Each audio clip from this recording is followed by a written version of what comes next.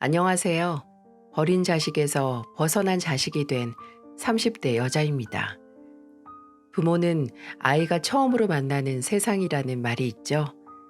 그리고 부모가 처음 만나는 세상을 제공함으로써 훗날 자식이 커서 본인에게 주어진 세상을 어떻게 변화시키고 또 그 세상을 대하는 삶의 자세가 달라질 수 있는 가능성이 높아지기도 합니다.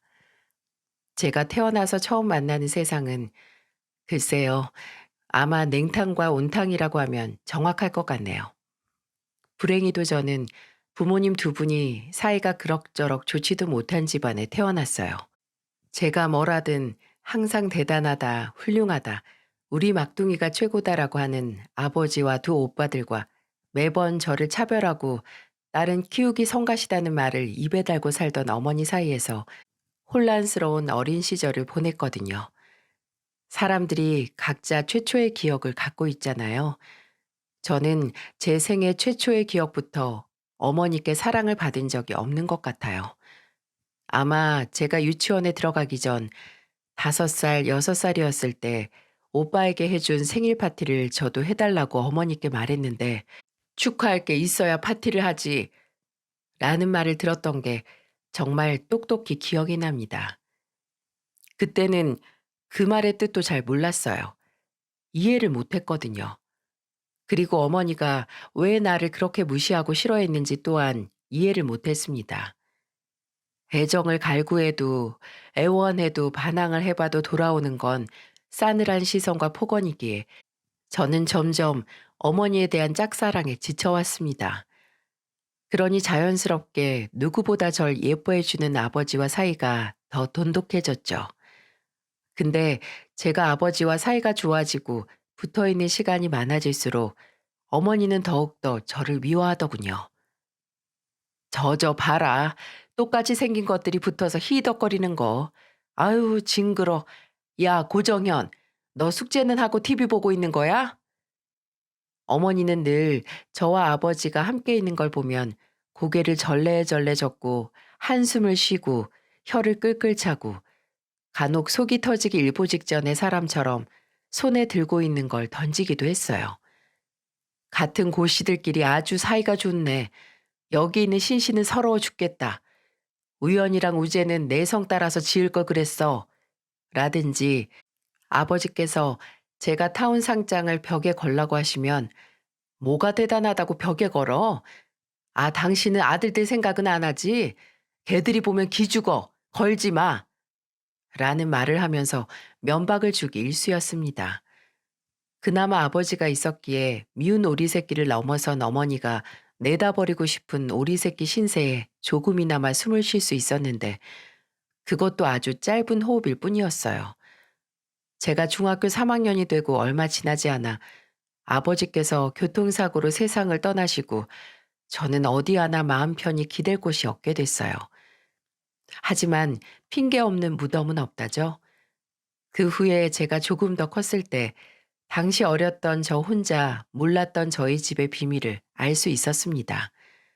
18살이 됐을 때 작은 오빠에게서 들었어요. 아버지는 제가 태어나기 전부터 수도 없이 불륜을 저질렀고 돌아가셨을 때 일어난 사고도 그 당시 만나던 불륜 상대와 여행을 갔다가 난 사고였다는 걸 말이죠. 내가 정말 사랑하고 내게 가장 소중한 사람이 가족에게 최악의 잘못을 저질렀다는 걸 훗날 알게 된다면 여러분은 어떠실 것 같나요? 저는 끝없이 부정했습니다. 작은 오빠가 괜히 내게 거짓말을 하는 거다. 오빠들은 아빠랑 사이가 안 좋았으니까 아빠가 돌아가신 이후에도 이간질을 하는구나. 라고 절대 있을 수 없는 일이라고 생각했어요. 나중에 큰오빠가 아버지 불륜의 증거인 사진을 보여줬을 때야 그게 사실임을 인정할 수 있었네요. 어머니께서 오래전 사람을 붙여서 찍었던 사진이었고 아버지가 돌아가신 후 다 없애버렸는데 하나 남은 걸 큰오빠가 보관했다고 하더라고요. 아버지에게 배신감과 함께 대체 무슨 생각으로 그런 짓을 저지르는 건가 하는 원망, 그리고 동시에 어머니에 대한 연민의 마음이 들더군요. 왜 어머니가 늘 제 얼굴을 보고 지 아빠 똑 닮아가지고라고 하면서 눈을 흘겼는지 조금이나마 그 이유를 알게 됐어요. 근데 이게 속이 시원하다고 해야 할지 아니면 인간적으로 이해가 됐다고 할지 아니 의문은 풀렸지만 이해는 하지 못했습니다. 저는 제가 원해서 아버지를 닮은 것도 아니고 그 일들을 다 알고서 아버지 곁에 붙어 살았던 게 아닌데 고작 아버지 얼굴을 닮았다는 것 하나로 어떻게 본인의 딸을 다른 자식들과 차별하고 미워할 수 있냐는 말입니다. 아무리 제가 제 처지를 인정하고 익숙해지려고 해도 순간순간 정말 이 집에서 나가버리고 싶다, 어딘가로 사라져버리고 싶다라는 생각이 들 때가 무수히도 많았어요. 어머니께서는 동네에서 화장품 가게를 하셨는데 저는 이미 초등학생 때부터 어머니 대신 가게를 봤어요. 어머니가 놀러 나가시고 일하기 싫은 날이면 늘 제게 카운터에 앉아서 하루 종일 가게를 지켰습니다. 초등학생이 가게를 보다니 거짓말 같으시죠? 슬프지만 사실이에요. 종종 근처 가게에 있는 어른들이 와서 제 밥도 챙겨주시고 간식도 챙겨주셨죠. 그렇게 이르게 일을 했어도 저는 용돈 한 푼은커녕 오히려 제 잘못이 아닌 일로 쥐잡듯이 잡히기 일쑤였어요.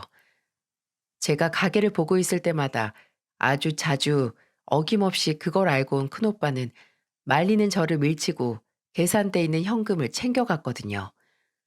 큰오빠는 어머니에게 말하면 죽는다는 말을 하고 10,000원짜리 몇 장을 들고 사라졌습니다.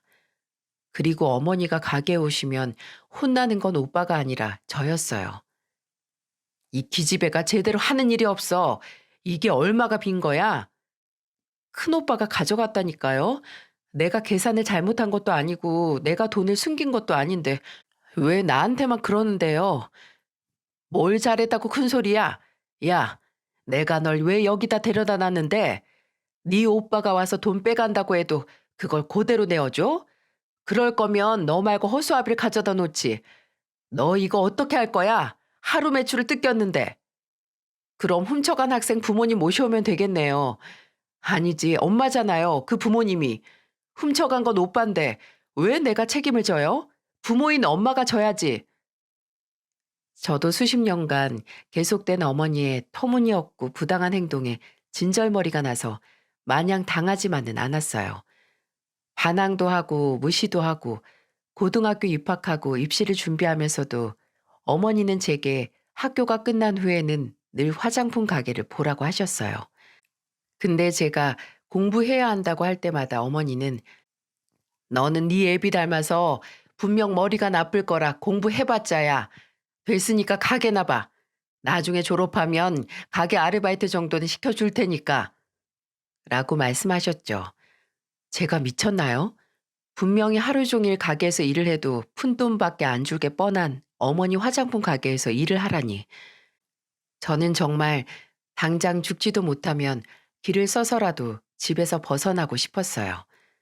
대학은 네 팔자에 없다는 말을 무참히 깨버리고 저 혼자 스스로 서고 싶었습니다. 그런 절박함 덕분에 저는 어머니가 그리도 끔찍이 여기는 큰오빠는 문턱도 못 넘어보고 작은 오빠가 나온 대학보다 더 좋은 서울에 알아주는 대학교에 들어갈 수 있었습니다. 하지만 들어가기만 들어갔지 대학을 다니는 건 제게 그리 좋은 기억만은 아니었네요. 물론 명문대에 의기양양하게 들어가 어머니의 말을 뭉개버리긴 했고 집을 벗어나 기숙사에서 살 수 있긴 했지만 여러분이 예상하신 것처럼 저는 집에서 등록금 같은 건 전혀 기대할 수도 없었습니다. 그러니 학자금 대출과 장학금 그리고 휴학을 해서 1년 내내 아르바이트를 해서 등록금을 마련을 했죠. 현재 부동산 중개업소에서 소공으로 일하고 있지만 대학교 3학년 때 우연히 들은 멘토 강연에서 성우의 꿈을 키운 적이 있었어요. 원래 사람들에게서 목소리가 좋다, 울림 있는 목소리라는 말을 많이 들어서 학교 다닐 때도 선생님들이 제게 교과서를 읽으라고 많이 시키셨고 낭독회도 나간 적이 있었거든요. 목소리를 갈고 닦아 저만의 커리어를 만들고 싶었죠. 그래서 졸업 학기 때부터 방송사 면접을 준비했어요. 공채 성우 면접을 보고 다녔고 소속사 오디션도 봤습니다. 하지만 결과는 그리 좋지 않았어요. 다행히 정말 좋은 기회로 CF 나레이션 목소리 녹음을 할 수 있었고 아주 손에 꼽히게 캐스터로 활동도 할 수 있었지만 주어진 일에 비해 경쟁자는 수십 명, 아니 수백 명이어서 살아남기가 정말 힘들더라고요. 이리저리 뛰어다녀도 그 일만 해서 한 달에 100만 원도 벌기 힘들 때가 더 많았습니다. 솔직히 더 빨리 포기를 하고 다른 일을 시작할 수 있었지만 괜한 짓 하지 말고 돈이나 벌어서 집에 생활비를 보내라는 어머니의 말 때문에 더 매달렸던 것 같아요. 대학에 합격했던 것처럼 성우로서도 보란 듯이 성공을 해내고 싶은 오기가 생긴 거죠. 하지만 현실은 녹록지 않았습니다. 저는 성우로서의 꿈을 졌고 이곳저곳 면접을 보기 시작했고 필요한 자격증 공부를 하고 스펙을 쌓았어요. 그렇게 남들보다 조금 늦긴 했지만 현재까지 일하고 있는 부동산 중개업소에 취업을 할 수 있었습니다. 꿈을 포기한 건 씁쓸하고 슬펐지만 수입이 안정적인 직업을 갖고 나서야 확실히 사람이 사는 것 같았네요. 집주인한테 싹싹 빌면서 밀렸던 집세는 낼 수 있었고 하루에 한 끼씩 먹으면서 버텼던 날도 어느새 과거가 돼버렸죠. 그렇게 제 생활은 안정적이어졌지만 딱 한 가지 문제가 있었어요. 제가 취업을 하자마자 마치 버린 자식 마냥 연락도 하지 않고 궁금해하지도 않던 어머니가 득달같이 제게 연락을 하시기 시작한 겁니다. 왜였을까요? 이제 돈을 버니까 내놓으라는 거죠. 어머니는 집에 식기세척기가 고장났다. 새로 사게 돈 좀 보태라. 네 큰 오빠 술 먹고 시비 걸려서 합의금 물어줘야 된단다. 돈 좀 보내라. 작은 오빠 이직했다는데 넌 양복도 안 해주니? 안 해줄 거면 돈으로 보내. 라는 등 이런저런 이유를 가져다 붙여가며 제게 돈을 요구했습니다. 너는 네 아빠 닮아서 염치도 없니?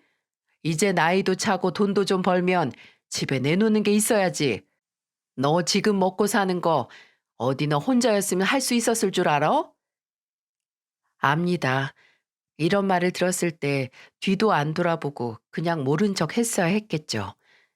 하지만 사람이 일찍 사회생활을 시작해 혼자 생활을 하다 보면 밉든 싫든 가족이라는 울타리가 절실해질 때가 있더군요.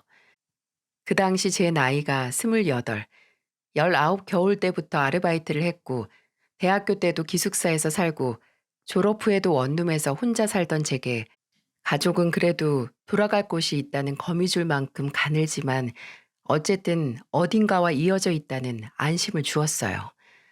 그러니 그 인연을 잇기 위해서 체념하고 돈을 보내는 게 그 당시 저의 최선이었습니다. 몇십만 원씩 보내던 생활비는 간혹 급하게 돈이 필요하다는 어머니의 말로 100만 원이 됐고 나중에는 300만 원까지 됐습니다. 그리고 그 300만 원이 제가 가족이든 뭐든 다 필요 없다고 자포자기하게 된 계기를 줬죠. 하루는 어머니께서 주말에 한번 와서 밥을 같이 먹자는 연락을 하셨더라고요. 제게 주기적으로 돈 얘기를 할 때 빼고는 먼저 연락도 안 하던 사람이 도대체 왜? 무슨 일이 있나 싶긴 했는데 또 내심 취업하고 계속 돈을 보낸 딸이 그래도 좀 대견해서 뭐 맛있는 걸 해주시려는 건가? 하는 어리숙한 착각을 했습니다. 참, 저도 순진하다 못해 너무 안일했죠. 어머니의 초대에 응해 집에 가보니 뭐 특별한 건 없었지만 아무튼 어머니는 먼저 밥을 해주셨고 식사가 끝난 후에 커피를 내어주시며 본론을 꺼내셨어요. 우재가 결혼한단다. 지 형보다 먼저 가지 말라고 했는데도 지금 당장 해야겠대. 그냥 지들끼리 알아서 한다고 하는데 또 아들 가진 입장에서 땡전 한 푼 안 내줄 순 없지 않니? 그러니까 말인데 너 나 300만 주라. 네 오빠 결혼할 때 그래도 혼수라도 해주게. 네? 엄마, 내가 지금 300이 어딨어요. 저번 달에 엄마 냉장고 바꾼다고 했을 때 보내드린 돈 때문에 안 그래도 마이너스인데. 넌 언제적 얘기를 아직도 하니? 그럼 결혼할 때 아무것도 없이 보내서 네 오빠가 처가해서 무시당했으면 속이 시원하겠니? 동생으로서 그것도 못 해줘? 너는 무슨 소가지를 그따위로 써? 너 네 오빠가 너보다 먼저 결혼한다고 질투하는 거지? 어? 질투요? 오빠 결혼한다고 300을 덜컥 내놓을 수 있는 동생이 어딨어요. 그럼 큰오빠는요? 큰오빠는 형으로서 뭐 해주는데요? 왜 또 지 큰오빠를 끌어들여? 너는 그 성질머리 좀 고쳐라. 우연이는 요새 지 사업한다고 바쁘잖니. 돈도 들어갈 곳이 많고. 맞네. 그래, 많겠죠. 쓸 돈 하나 없으니까 아직도 동생이 엄마한테 준 돈으로 생활하겠지. 엄마 진짜 답이 없네요. 어떻게 날이 갈수록 더 심해져요? 아직도 내가 그렇게 미워서 괴롭히고 싶어요? 죽은 아빠 닮아서? 엄마 두고 딴 여자 만나서 다닌 아빠 닮아서? 어머, 왜 네 애비 소리가 나와? 너 그냥 돈 주기 싫으면 싫다고 해. 네, 싫어요. 내가 오빠들한테 뭘 받은 게 있다고 아직도 오빠들 뒷바라지를 해야 돼요. 그렇게 예쁜 아들, 엄마가 돈 벌어서 결혼시켜요. 버린 자식한테 받아서 하지 마시고요. 그렇게 그 후로 계속되는 어머니의 금전적인 요구를 거진 다 거절했습니다. 오빠가 결혼하니 돈을 내놓으라는 말에 홧김에 모두 거절하긴 했지만 그럴 때마다 어머니의 폭언을 들어야 하긴 했어요. 하지만 솔직히 시원하긴 했네요. 제가 보내는 돈을 당연하다 못해 마땅하다고 생각하던 어머니에게 알맞은 벌이라고 생각을 했죠. 하지만 그만큼 공허하고 쓸쓸한 것도 사실이었어요. 제가 돈을 보내지 않으니 어머니는 그전보다 더 자식으로 저를 생각을 안 하셨어요. 제가 어머니 댁에 있던 제 물건을 가지러 간 날, 일단 현관문 비밀번호가 다르더라고요. 아마 제가 계속 돈을 달라는 말을 무시하고 보내지 않았을 때 바꾸셨던 거겠죠. 어처구니가 없고 서러웠어요. 진짜 돈이 아니면 나는 자식으로서 아무런 가치가 없는 거였구나 하는 생각에 넌덜머리가 났습니다. 그리고 제가 가장 외롭고 서러운 시기에 만났던 게 바로 지금의 제 남편이에요. 남편은 제가 일하는 부동산의 동료의 소개로 만나게 됐죠. 동료의 오래된 동네 친구였던 남편은 그 당시 먼저 일하던 회사를 그만두고 제 취업을 준비하던 한마디로 백수였는데 제가 정말 조건 다 필요 없고 그냥 정말 착하고 책임감 있고 사람으로서 의리가 있는 사람을 만나고 싶다고 하니 동료가 남편을 소개시켜 줬던 거였어요. 남편은 애정을 비롯한 무수히 많은 결핍들을 가진 제게 처음으로 정말 온전한 애정을 준 사람이었습니다. 부모님께서 큰 찜질방을 운영하시는 덕분에 30 중반까지 쪼들리지 않고 재취업 준비를 하던 남편이었지만 아무래도 나이가 꽉 찼음에도 직업이 없는 사람과의 연애가 불편할 수 있잖아요. 하지만 남편은 그런 불편함을 다 잊게 할 만큼 무수한 장점을 갖고 있는 사람이었어요. 일단 요리를 정말 잘해서 주말마다 어느 때는 제가 퇴근하고 저녁에 제 집에 와서 여러 가지 음식을 만들어서 제 미각을 즐겁게 해줬죠. 제가 정말 스쳐 지나가는 말로 TV를 보다가 어, 저거 정말 맛있겠다 라고 하면 며칠 후 레시피를 어디서 배워오는 건지 뚝딱 만들어서 제게 대령했고요. 한 번은 제가 건강검진을 받고 식단을 조절할 때가 있었는데 취업 준비하느라 바쁜 사람이 어떻게 시간을 냈는지 식단에 맞춘 도시락을 석 달 내내 만들어준 적도 있었어요. 이러니 어찌 취업 준비생이라는 게 문제가 될 수 있었겠어요? 희준 씨는 어떻게 요리를 이렇게 잘해? 원래 레시피를 봐도 그 맛이 나오기가 어렵잖아. 혼자 살면서 해먹어 버릇돼서 그런가? 나도 혼자 산지 꽤 오래됐는데 그런 재주는 안 생기던데? 재주가 없으면 어때? 이제 평생 내가 해주면 되는데. 정연이는 그냥 맛있게만 드세요. 내가 해준 음식 세상 맛있게 먹는 거, 그게 재주야. 그 표정을 보면 내가 또 만들어주고 싶게 만들잖아. 또 남편은 시간이 날 때마다 제가 퇴근하는 시간에 맞춰 저를 데리러 와서 차로 저를 집까지 데려다 줬고 제가 집에 없는 틈을 타 제 자취방에 가서 청소를 하기도 했어요. 반찬 주러 왔다가 그냥 보이는 거 정리만 했다고 하는데 화장실 청소까지 싹 끝내놓고 갔어요. 저는 이 남자를 붙잡아야겠다는 생각을 했어요. 직업이 없으면 어때요? 제가 먹여 살려도 되는 거고, 이 사람은 진지하게 제게 내조를 하면서 살 생각까지 하고 있는데, 저희는 연애 1년 만에 결혼을 약속했어요. 아직 취업이 안 된 상황에서 결혼까지 하면 제게 너무 미안하다고 하는 남편에게 결혼식도 정말 작게 해도 상관없고, 저나 남편이 사는 자취방에서 신혼을 시작해도 상관없다고 했어요. 저는 남편과의 결혼이 잘못되지 않을 거라는 걸 믿어 의심치 않으니까 그저 한순간이라도 빨리 남편과 가족이 되고 싶다고 했습니다. 남편은 그런 제 말에 이윽고 알겠다고 하면서 제 믿음에 꼭 보답하겠다고 맹세까지 했죠. 그리고 저희는 결혼을 준비했어요. 시부모님은 정말 좋은 분들이었습니다. 제가 남편과 결혼을 하겠다 인사를 드리러 갔을 때 제게 정말 미안해 하셨어요. 어떻게 이런 놈을 데려갈 생각을 하냐고 정말 괜찮겠냐고 하시더군요.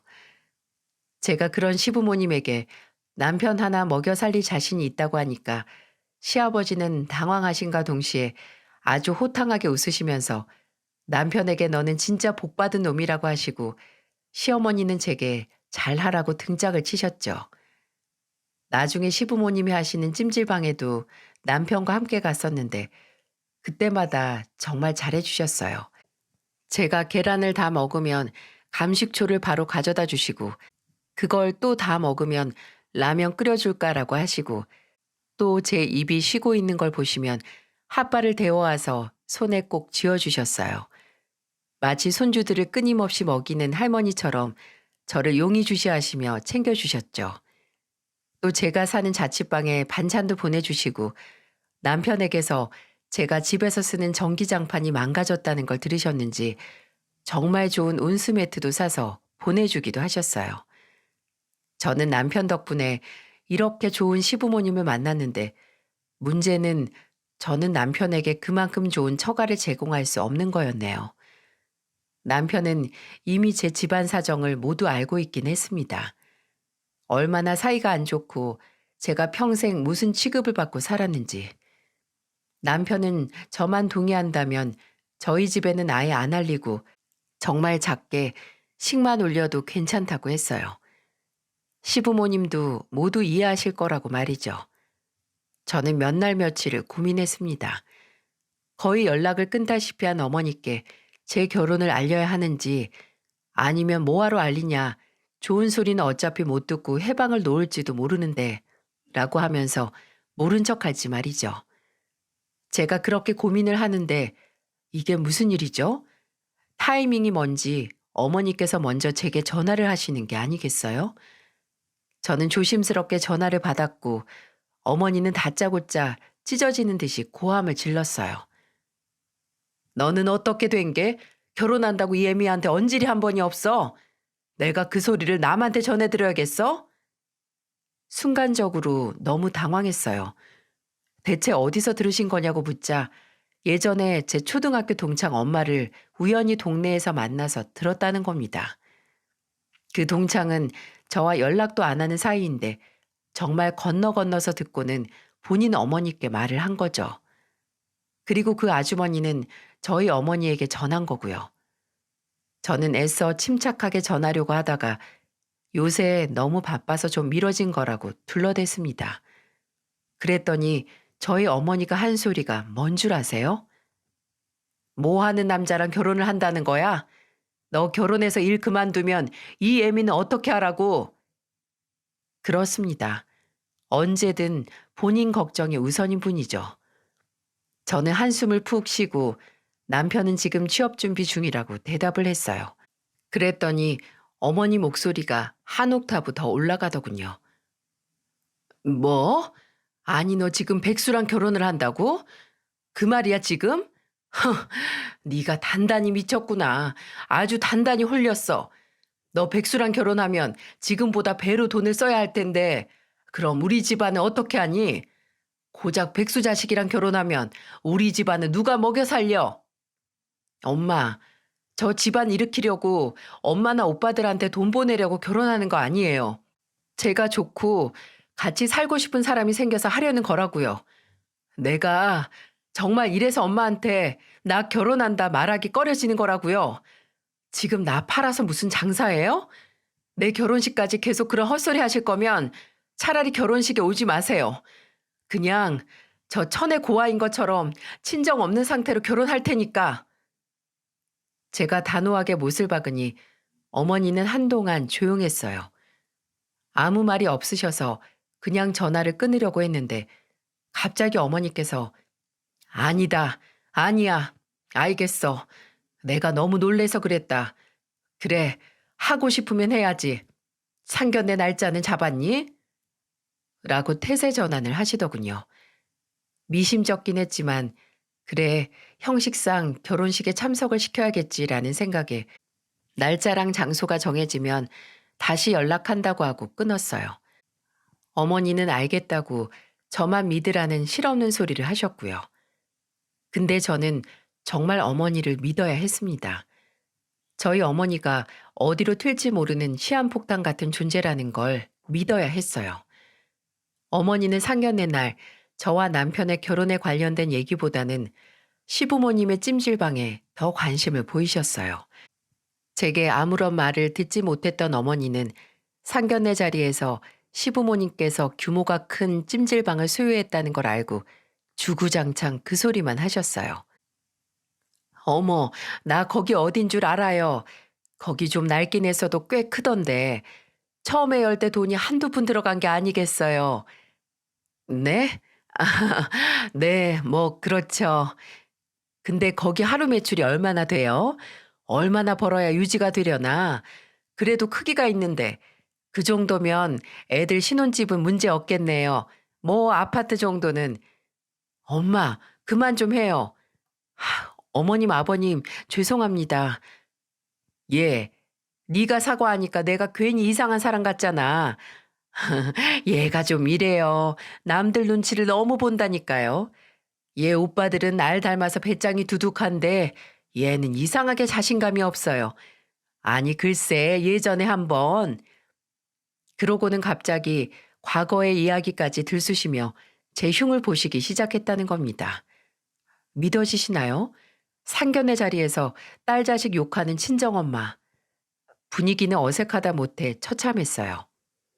어머니는 딸 욕이나 하고 있고 오빠들은 정말 한마디도 없이 쩝쩝거리면서 음식과 술을 동내고 있고 얼굴에 열이 몰리는 게 온몸으로 느껴졌어요. 그리고 터지다 못해 녹아내릴 것 같았죠. 저는 마치 성게의 껍질을 삼키는 기분으로 참고 참다가 결국 터졌습니다. 지 아버지가 그랬거든요. 그저 지밖에 모르고 집에는 정 한 토를 안 붙이고. 그만 좀 하세요. 제발 그만 좀. 어머 저게 왜 저래? 너 미쳤니? 여기가 어디라고? 그런 엄마는 여기가 어딘데 그런 소리 하고 있어요. 엄마 나와요. 나 진짜 미치는 꼴 보기 싫으면 나오라고요. 이게 정말 실성을 했나? 어머님, 아버님, 정말 죄송합니다. 지금 뭐라 드릴 말씀이 없어요. 저희 엄마가 저지른 무례도 죄송하고 지금 제가 저지른 무례도 부디 용서해 주세요. 지금, 지금 여기서 안 막으면 제가 정말 후회할 짓을 할 것 같아서 이해 부탁드릴게요. 정말 죄송합니다. 엄마 나와요 빨리. 여기서 더 망신당하기 싫으면 내 말 좀 들어요. 저는 그대로 어머니 팔을 잡고 상견례 자리를 빠져나왔어요. 어머니는 제 등을 쳐가면서 놓으라고 뭐 하는 거냐고 다그쳤지만 그 무엇도 그때의 저를 막을 수 없었을 겁니다. 저는 택시를 잡아 어머니를 어거지로 집어넣고 따라 탄 뒤에 어머니 댁으로 향했어요. 집 안까지 들어갈 필요도 없이 택시에서 내리자마자 소리를 질렀습니다. 진짜 왜 그래요? 주체가 안 돼요? 어떻게 해서든 내 인생을 망쳐야 직성이 풀리겠냐고요. 야, 오히려 내가 묻고 싶다. 너 미쳤니? 이게 지금 무슨 짓이야? 결혼하고 싶다더니 다 빈말이었니? 사돈 앞에서 그 꼴을 보였는데 결혼을 할 수 있겠어? 내 꼴보다 엄마 꼴이 먼저 내 결혼 방해하는 거 모르겠어요?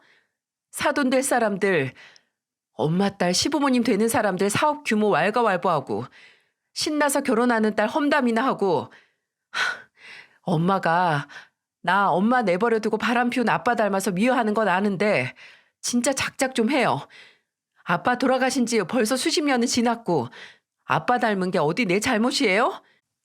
죽은 남편을 원망해서 아무런 잘못 없는 딸을 추접스럽게 여태까지 미워하는 엄마가 세상 천지에 어디 있어요. 대체 내가 무슨 잘못을 했다고 아직까지 날 이렇게 못 살게 해. 골목길에 제 고함 소리가 울려 퍼졌습니다. 진짜 태어나서 처음으로 그렇게 온몸을 불사르는 기분으로 화를 낸 것 같아요. 아마 그동안 겪어온 수십 년의 세월에 걸친 제 울분이 터진 거겠죠. 저는 저를 멍하니 쳐다보는 어머니에게 낮게 마지막 경고를 했습니다. 내 결혼식에 참석을 하든 말든 그건 엄마 자유인데 더 이상 조금이라도 내 인생에 방해될 거면 아예 오지도 말아요. 내가 뭐 많은 거 바랬어요? 어차피 없었던 것보다 못했던 가족. 이제 와서 핏줄 노릇하는 것도 우습잖아요. 제발 나한테 도움 주는 건 꿈에도 바라지 않으니까 방해만 말라고요. 저는 아직도 충격을 받았는지 입 뻥끗도 못하는 어머니를 추운 길가에 그대로 내버려 두고 뒤돌아 제 집으로 돌아갔어요. 그리고 어느 정도 진정이 됐을 때 남편에게 연락을 하고 시부모님께 따로 찾아가 사과를 드렸어요.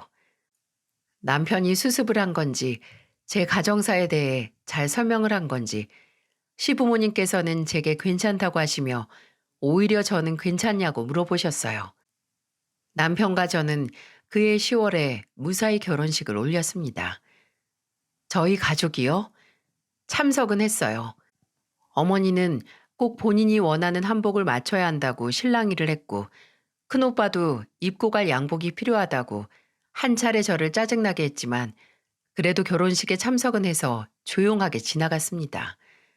그리고 제가 한번 미친 것처럼 굴어서 그런지 그 후로 딱히 그전만큼 사람 속을 뒤집는 사고는 치지 않았습니다. 그 전에 비교해서이지만은요. 남편과 저는 방 2개짜리 작지만 신축인 깔끔한 빌라에서 신혼생활을 시작했어요. 시댁에서는 아직 경제활동이 없는 남편을 위해 2억을 지원해 주셨고 그 돈은 빌라 전세금과 혼수에 보탰었죠.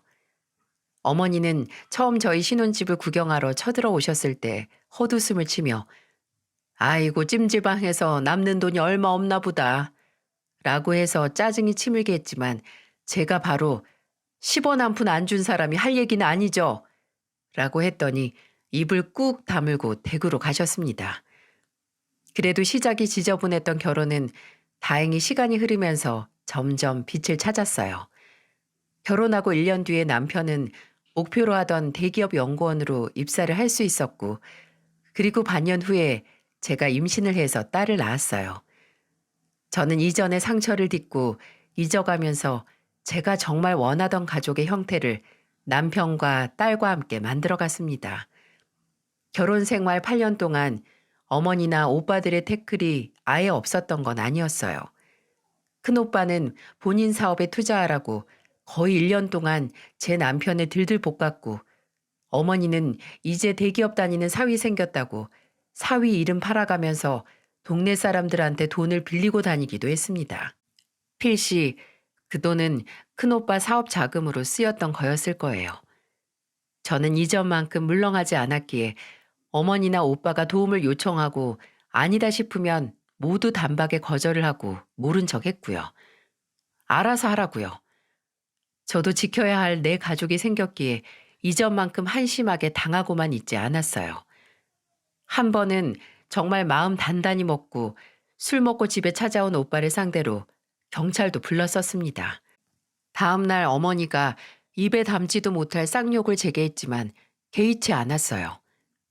어머니가 본인 자식인 오빠를 지키는 것처럼 저도 집에 있던 제 딸을 지켰던 거니까요. 하지만 그렇게 애매하고 불안하게 이어오던 인연, 아니 하늘이 점 찍어준 악연을 한순간에 뒤집어 엎어 청산하게 된 사건이 터지고야 말았어요. 그 사건의 시작은 모순적이게도 경사와 같은 일에서부터 시작이 됐죠. 8년의 노력 끝에 남편과 저는 방 3개짜리 아파트를 자가로 마련할 수 있었어요. 대출을 조금 끼긴 했지만 마침내 마련한 저희 가족의 보금자리였습니다. 이사 날짜가 하나둘 다가오면서 저도 남편도 그리고 어린 딸도 새로운 집에서 새로운 시작에 들떠 있었어요. 근데 초대받지 못한 손님이 찾아온 거예요. 바로 어머니였습니다.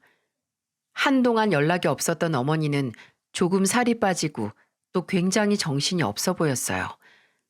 제가 현관문을 열자마자 부산을 떨며 들어온 어머니는 무슨 말을 하려다가 군데군데 짐이 빠져 있고 상자가 쌓여 있는 집안을 둘러보더니 입을 여셨죠. 뭐야? 너 이사 갔니? 네, 25일 날에 가요. 왜? 어디로? 아니, 25일이면 이제 2주도 안 남았네. 넌 어떻게 된 애가 왜 꼭 중요한 얘기를 안 하니? 지금 아셨으면 됐죠. 근데 왜 오셨어요? 내 말에 대답이나 해. 어디로 가는데? 너 혹시 집 샀니? 이사를 간 후에 말씀을 드리거나 하려고 했는데 연락도 없이 찾아온 어머니가 꼬치꼬치 캐무는 바람에 저는 좋은 기회가 와서 매매를 했고 어느 지역의 아파트로 가게 됐다고 말을 했습니다. 제 말을 들은 어머니는 한동안 혼자 가만히 생각을 하더니 알겠다고 이사 준비 잘 하라는 말을 남겨둔 채 후다닥 집을 나가더라고요. 별말 없이 간 건 다행이다 싶었는데 뭔가 굉장히 찜찜했어요. 그리고 그 기분은 제가 그때 폭풍의 눈에 들어섰다는 걸 알리는 사인이었죠. 이사를 열흘도 안 남긴 주말에 어머니께서 아침 일찍 제게 전화를 하셨어요. 집 정리하다가 네 물건이 좀 나왔는데 너 이사하는 김에 이것도 가져가라. 집이 좁아 터졌는데 네 물건을 빼야 그래도 공간이 생기지. 바로 와라. 알았지?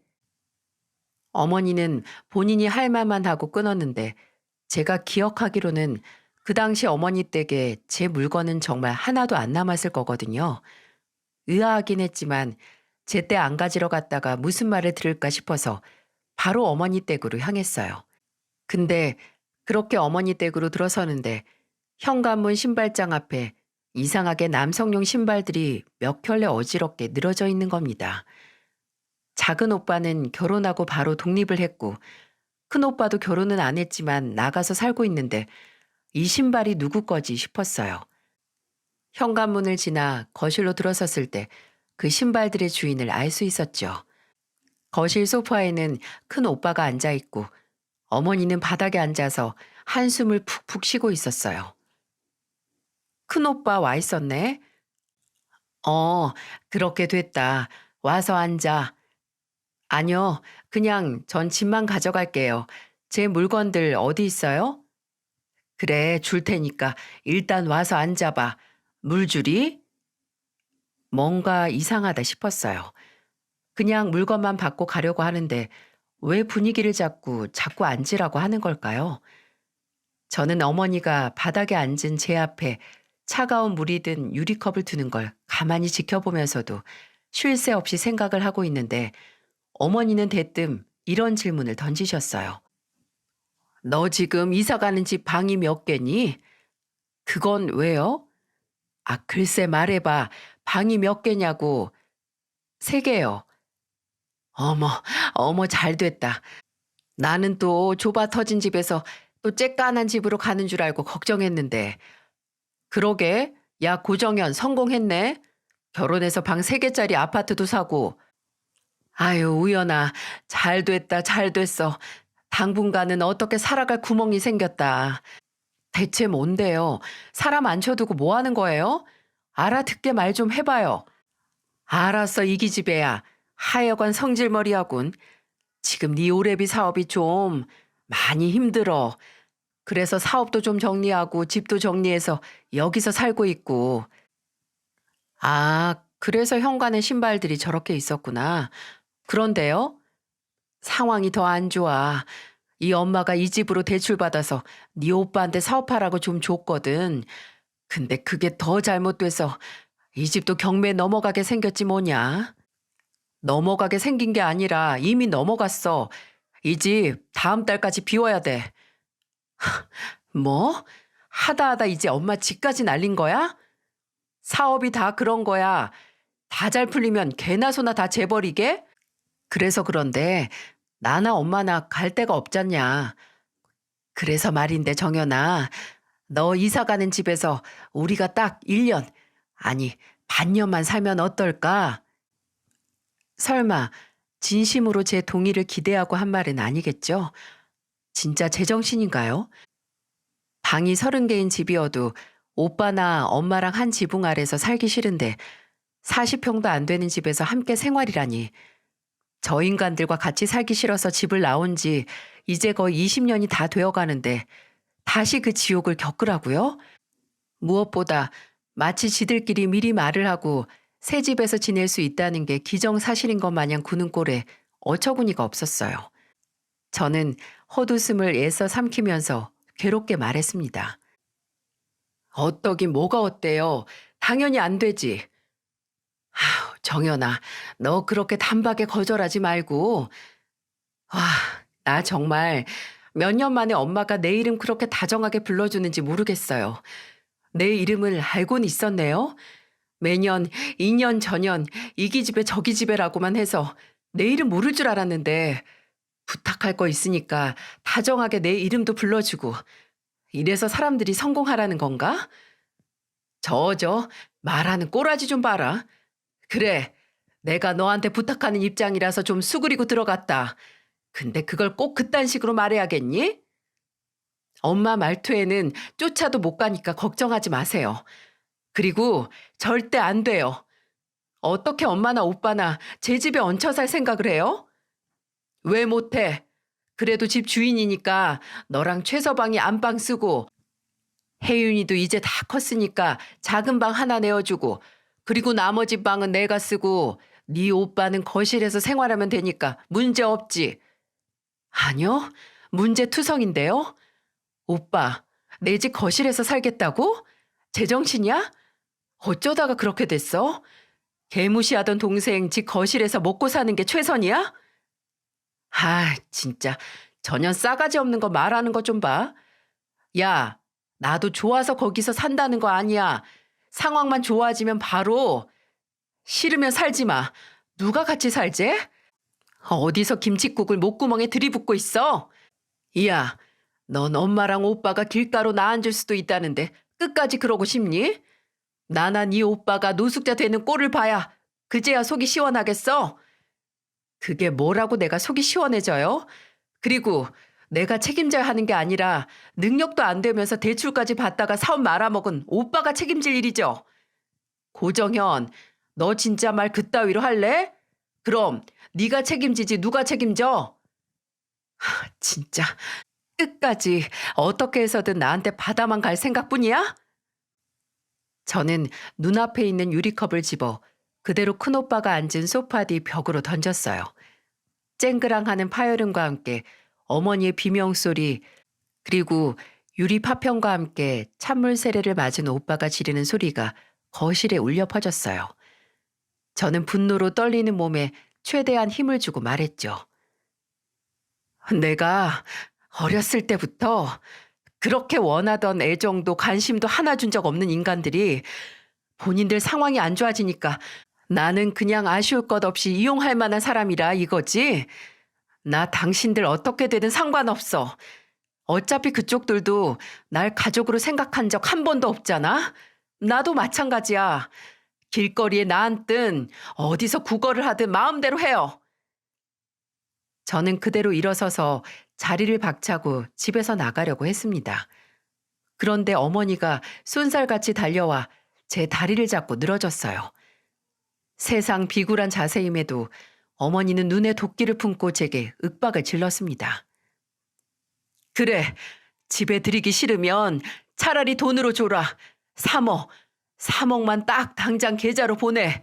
그거면 전세집 구하고 네 오빠 다시 일 시작할 자금 정도는 될 테니까.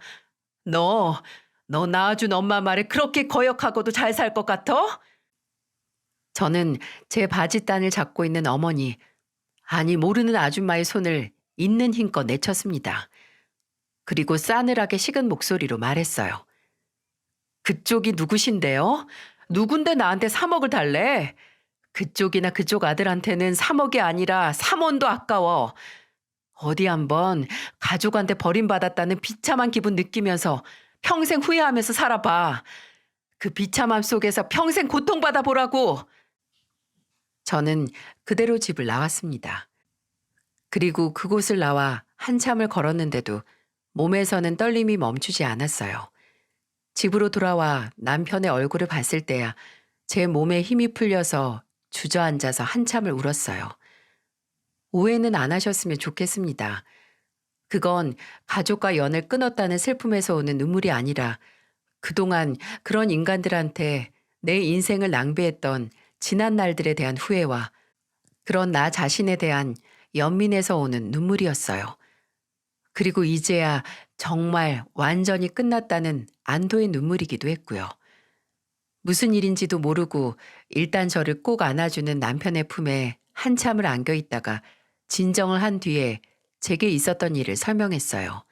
그리고 남편의 휴대폰에서도 어머니와 오빠들의 번호를 모두 차단하고 부동산과 이삿짐 센터에 전화를 해서 간곡한 끝에 이사를 앞당겼어요.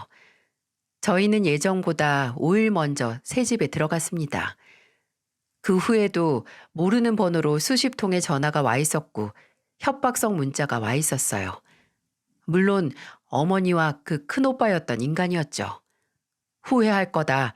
이사 간 집 알아내면 바로 찾아간다에서부터 진짜 다시 생각도 하기 싫은 심한 욕설까지 담긴 문자가 100개가 넘게 쌓여갈 때쯤 저는 답장으로 문자 한 통을 날렸습니다. 협박성 문자와 모욕적인 내용은 모두 경찰에 넘겨 고소할 테니까 혐의 입증하고 싶으면 더 보내보라고 말이죠. 찾아오면 스토킹으로도 고소한다고 했습니다. 한동안 제 휴대폰은 잠잠했고 이틀 정도 있다가 아예 애원조로 바뀐 문자가 오더군요. 5천만, 딱 5천만 주면 앞으로 연락도 안 하고 찾아가지도 않겠다고 했어요.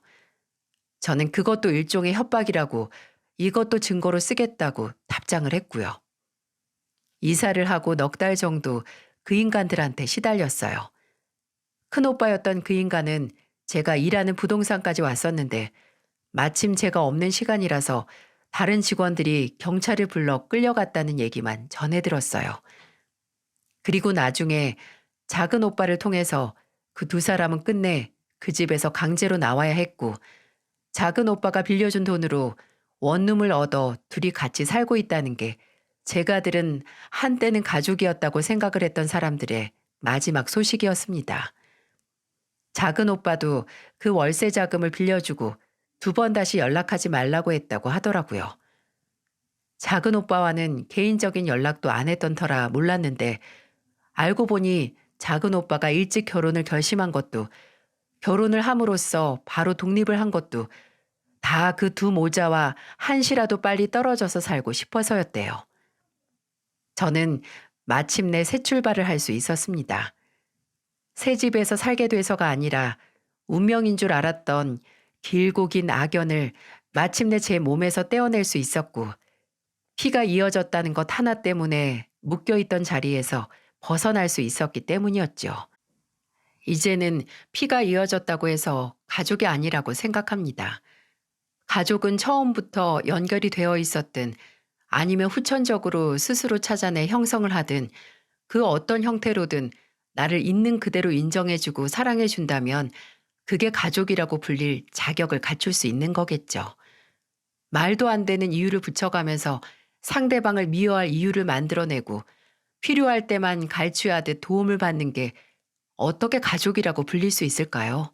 고작 몸속에 돌고 있는 피를 공유했다는 이유 하나만으로요.